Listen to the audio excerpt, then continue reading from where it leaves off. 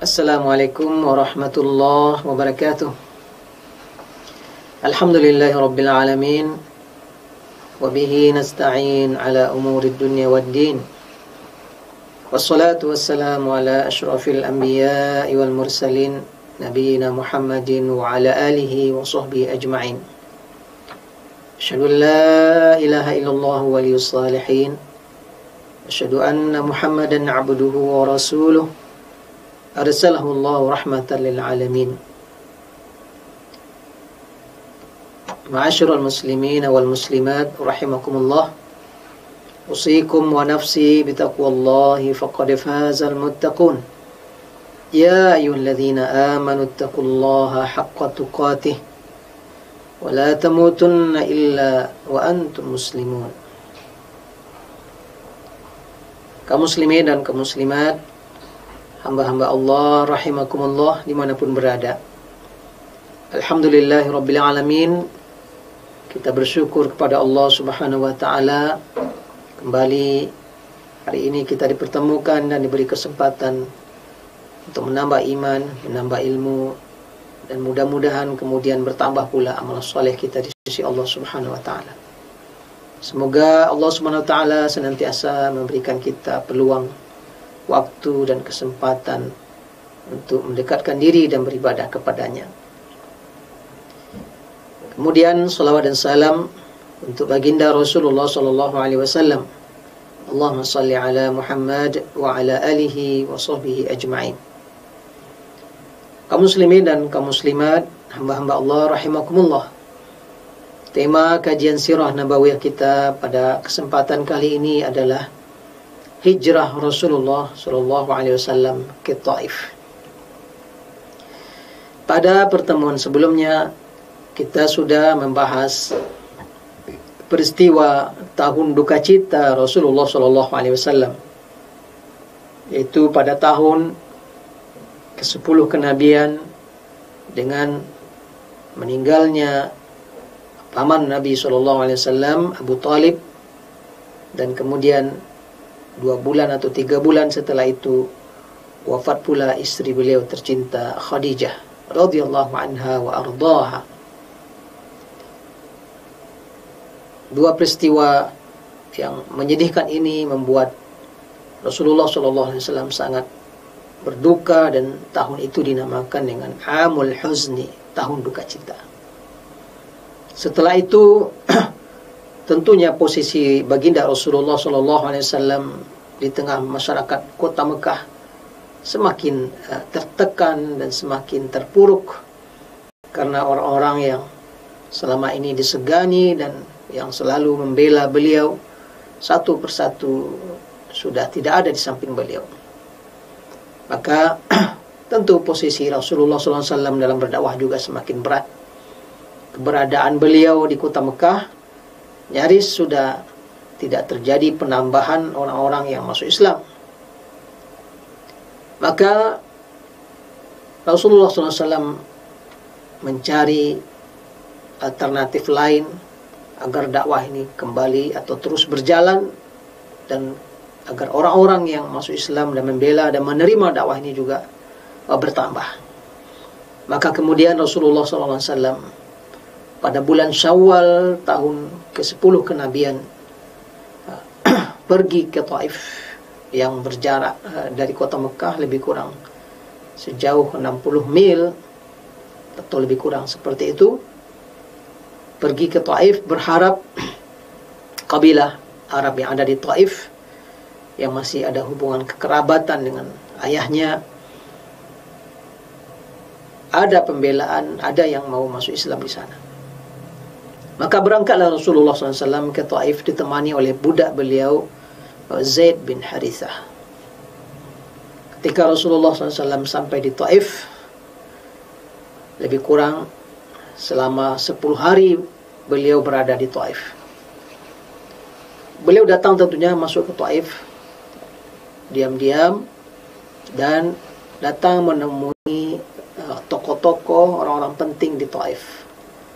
Dia temuilah beberapa orang untuk menawarkan Islam dan mengajak mereka mau masuk Islam, dan kemudian tentu ikut serta membela dan memperjuangkan agama ini.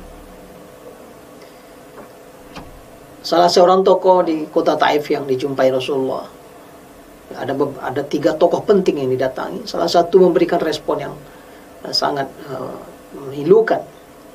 Dia katakan, kalau engkau mengaku sebagai nabi, kalau engkau betul seorang utusan Allah, engkau telah robek baju Ka'bah.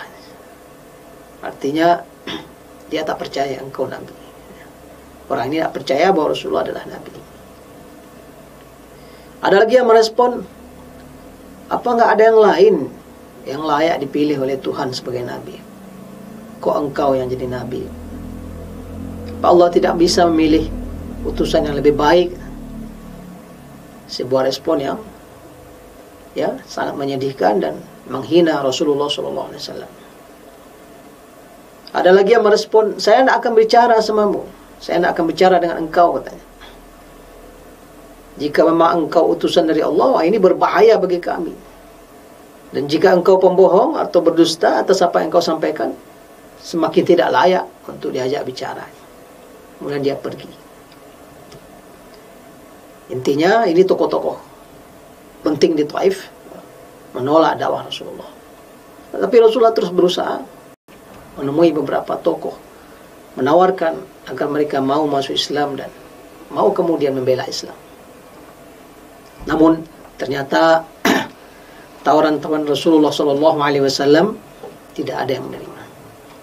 Maka Rasulullah masih berdiam di Taif beberapa hari dan dia minta kepada tokoh-tokoh Taif ini, tolong rahasiakan kedatanganku ini dan tolong rahasiakan keberadaanku di kota ini.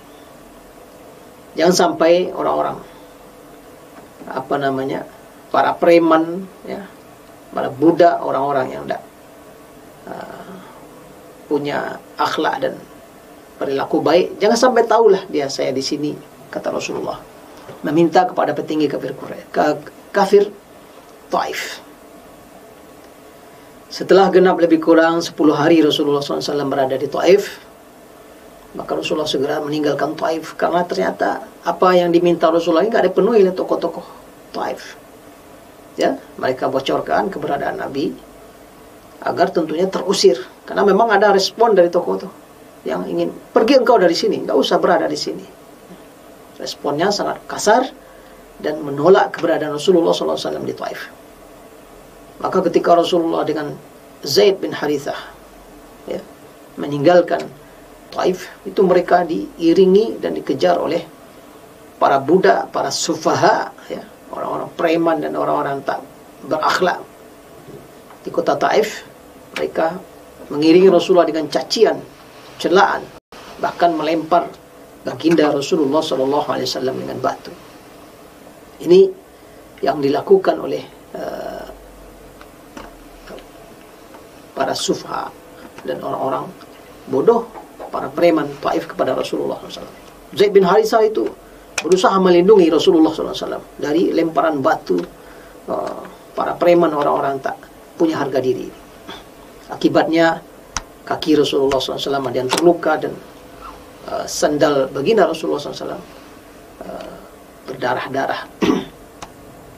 Alhamdulillah, mereka berdua berhasil lari meninggalkan Taif. Sekitar 3 mil setelah itu mereka bisa menyelamatkan diri, berlindung di kebun milik dari 2 anak Rabi'ah, yaitu Utbah dan Syaibah bin Rabi'ah.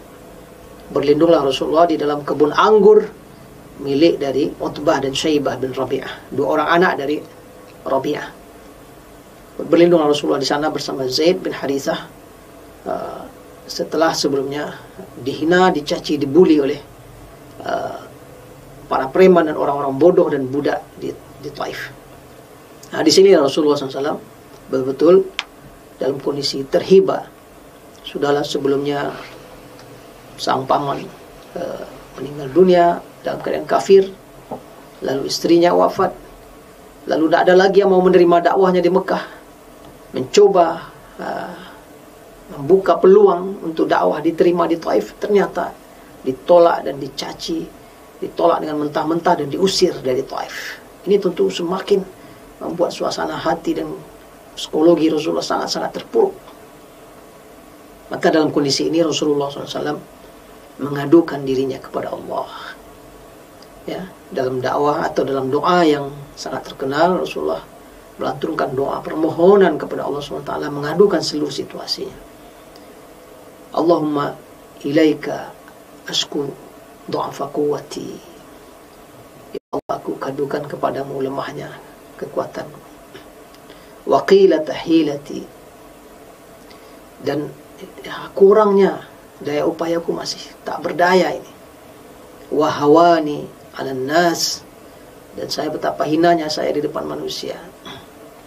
Ya arhamar rahimin, anta rabbul mustad'afin wa anta rabbi, kata Rasulullah. Wahai Zat yang maha pengasih, maha penyayang, engkau adalah Tuhan orang-orang lemah, dan engkau adalah Tuhanku, kata Rasulullah. Ila man takiluni, ila ba'idin yatajahamuni, au qaribin malaktahu amri, atau kama qala Rasulullah SAW. Saya ini kepada siapa engkau serahkan ya Allah? Apakah kepada orang asing, orang jauh yang akan menyerang dan menghancurkanku, atau kepada orang dekat yang akan engkau bikin dia berkuasa terhadap diriku dan menguasai seluruh urusanku? Ya Allah. Jadi Rasulullah mengadukan kelemahannya, ketidakberdayaannya, dan menyerahkan kepada Allah, ini saya ini kemana lagi setelah ini. Dan Rasulullah juga bagi beliau tidak penting Allah, selama Allah tak murka kepada dia, selama Allah tidak marah kepada dia, fala ubali, kata Rasulullah. Ini kesedihan, kepedihan yang dirasakan Rasulullah SAW dan kakinya dalam keadaan terluka-luka, berdarah-darah, ya, karena lemparan batu orang-orang Taif. Nah, dalam kondisi seperti ini, rupanya dari kejauhan, dari dalam rumah, Utbah dan Syaibah, si pemilik kebun anggur ini, menyaksikan dari jauh kondisi yang dialami oleh Rasulullah. Maka keduanya merasa empati, terhibah melihat kondisi Rasulullah itu. Dia kirimlah budaknya yang bernama Adas, ya. Dikirimnya Adas, disuruhnya Adas membawa kurma kepada Rasulullah atau anggur. Maka pergilah Adas dan kemudian menghidangkannya anggur itu untuk Rasulullah SAW, dan tentunya untuk juga Zaid bin Harithah yang di sampingnya. Maka Rasulullah SAW ketika Adas datang dan dihidangkan anggur, menjelang Rasulullah makan, Rasulullah mengucapkan Bismillahirrahmanirrahim. Rasulullah mengucapkan basmalah ketika akan memakan anggur. Ucapan ini membuat Adas terheran. Ucapan apa itu? Belum pernah selama ini dia mendengar orang mengucapkan kalimat itu dalam memakan sesuatu. Maka dia bertanya kepada Rasulullah, kalimat apa itu? Karena Adas bertanya, Rasulullah juga balik bertanya kepada Adas, ya. Engkau dari mana? Ya, dia seorang budak, asalnya dari mana? Adas menjawab, saya dari kampung yang bernama Nainawa di negeri Syam. Dari Nainawa.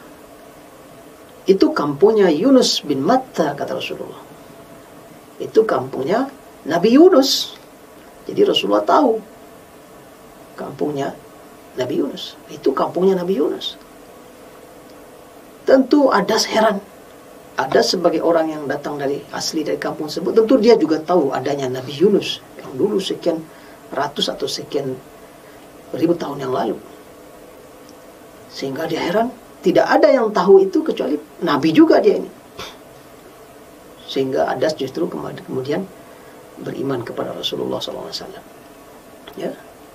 Dan dia begitu hormat kepada Rasulullah. Dari jauh ini Utbah dan Syaibah, beradik kakak, melihat, wah, budaknya sudah kena sihir pula ini, katanya. Dan justru Adas kemudian mengimani Rasulullah SAW. Ini menjadi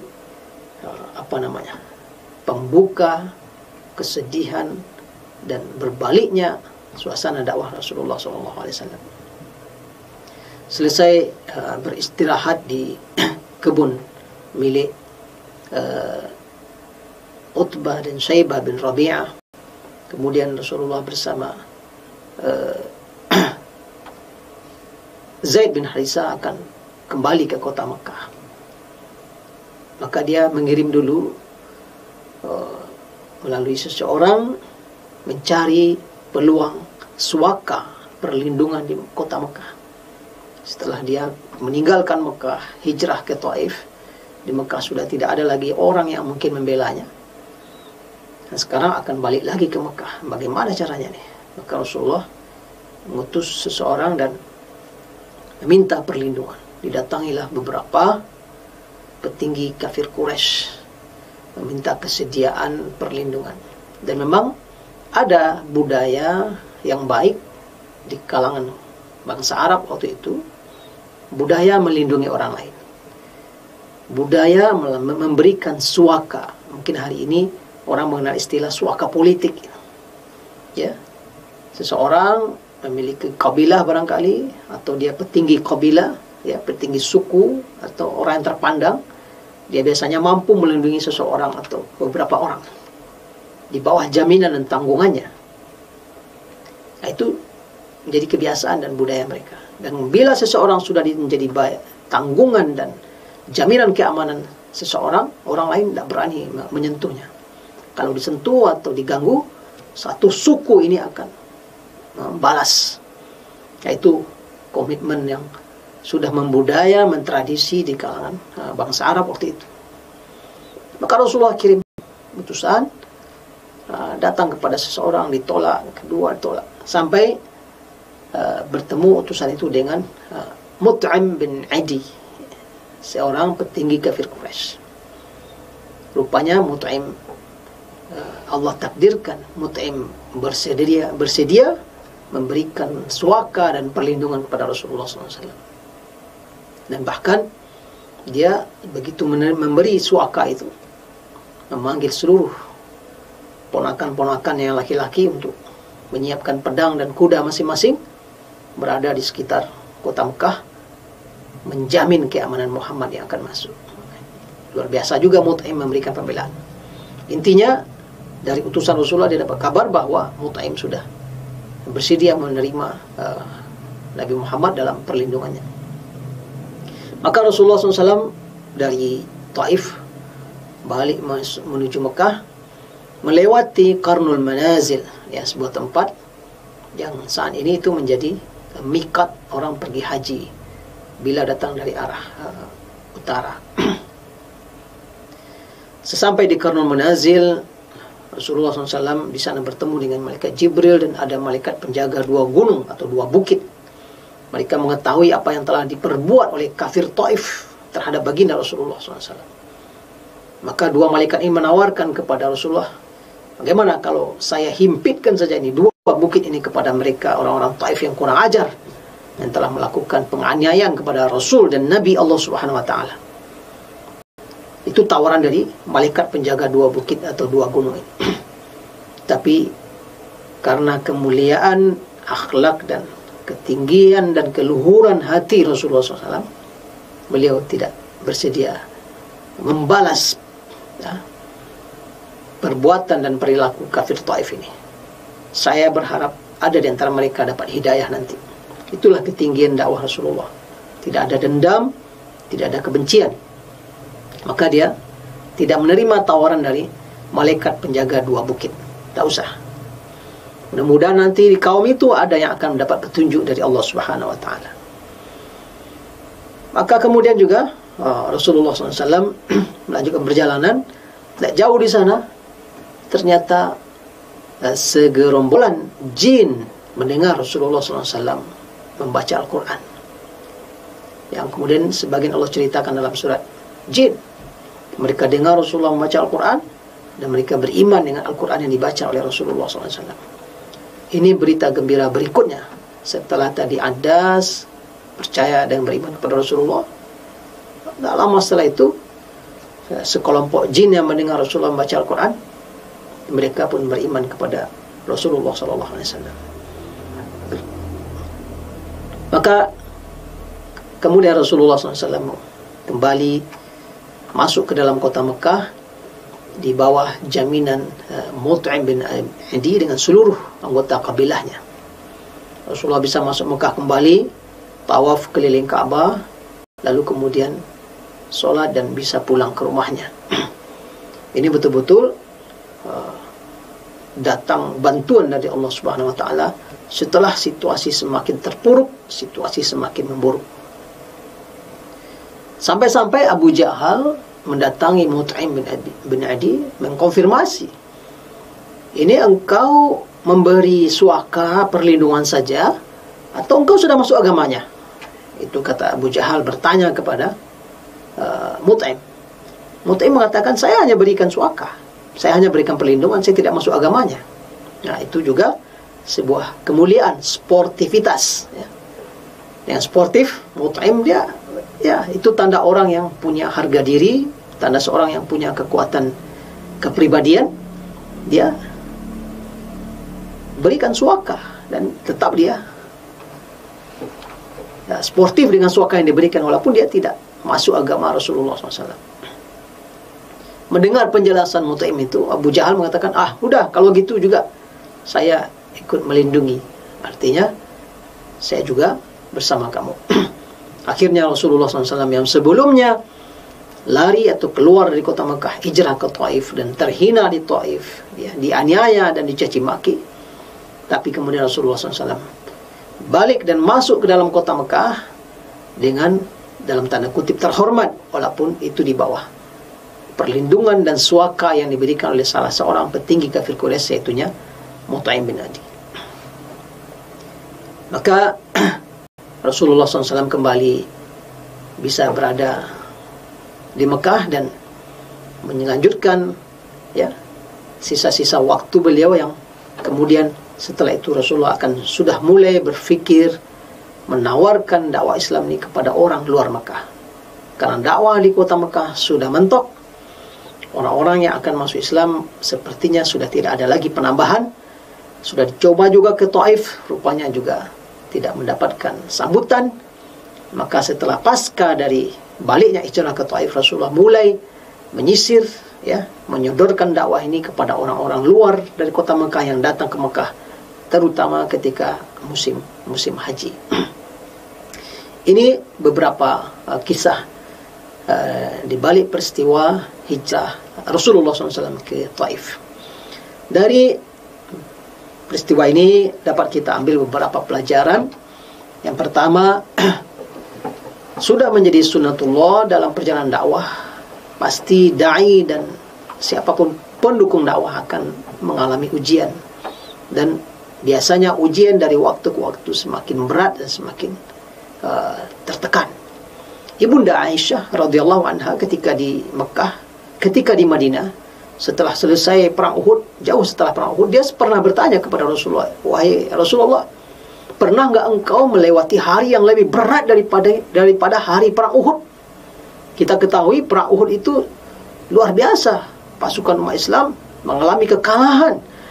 Nyaris Rasulullah SAW terbunuh, terluka-luka beliau, dan 70 sahabat mati syahid, termasuk orang tersayang dan terkasih beliau, paman beliau sendiri, yaitu Hamzah bin Abdul Muttalib, mati syahid di Uhud. Mus'ab bin Umair syahid ya.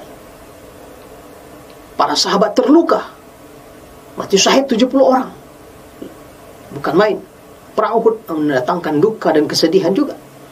Situasi setelah perang Uhud itu suasana yang sangat berat.